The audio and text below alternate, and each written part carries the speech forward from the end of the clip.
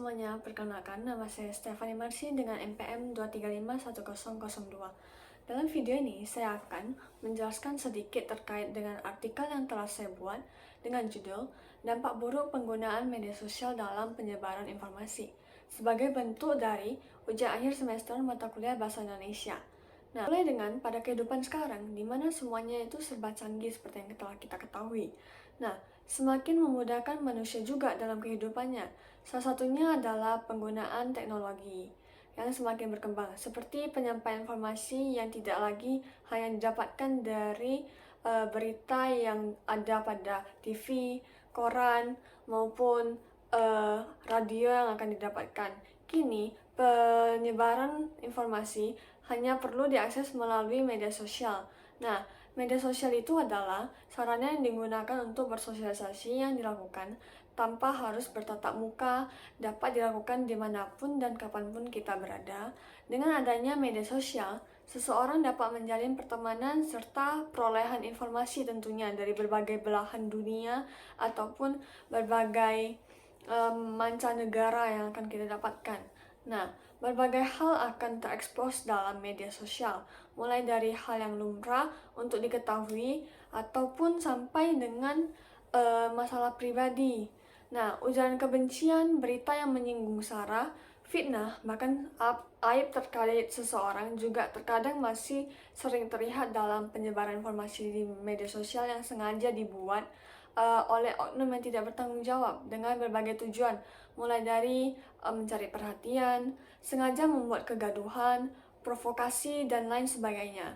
Nah, adapun perolehan informasi dalam media sosial perlu diperhatikan karena luasnya penyebaran informasi yang dapat membuat masyarakat kesusahan dalam membedakan antara informasi yang benar dengan informasi yang salah. Nah, terkait dengan apakah berita yang disebarkan itu dapat terpercaya ataupun akurat, bukan berita bohong atau biasa disebut dengan berita hoax. Sehingga perlunya kebijakan dari setiap penggunanya agar nantinya tidak menimbulkan dampak negatif dari penggunaannya sendiri. Nah, perlunya kecerdikan dalam memilah berita yang didapatkan dengan cara memastikan berita yang diambil dari sumber yang relevan, tidak langsung percaya atau menelan mentah-mentah informasi yang beredar. Perlunya juga memeriksa keaslian foto yang tertera, serta tidak terprovokator oleh judul berita dan perlunya pengecekan situs dari berita yang ditimbulkan. Nah, hal tersebut perlu dilakukan untuk memutus persebaran berita tidak benar tersebut.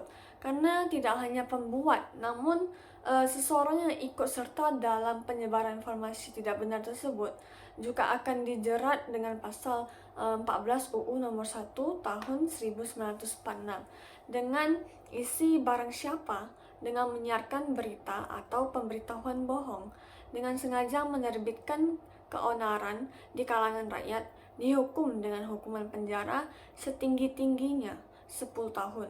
Adapun dampak yang ditimbulkan untuk berbagai aspek dalam kehidupan manusia, mulai dari aspek sosial, aspek budaya, aspek ekonomi, politik, bahkan keamanan yang dapat mengancam keutuhan negara. Nah, mengingat buruknya penyebaran hoaks, maka perlunya penanganan dari pemerintah dan juga masyarakat sendiri tentunya. Nah, perlunya kewaspadaan dan pemikiran yang kritis dalam menyikapi informasi yang beredar dan juga perlunya peran dalam memerangi penyebaran tersebut.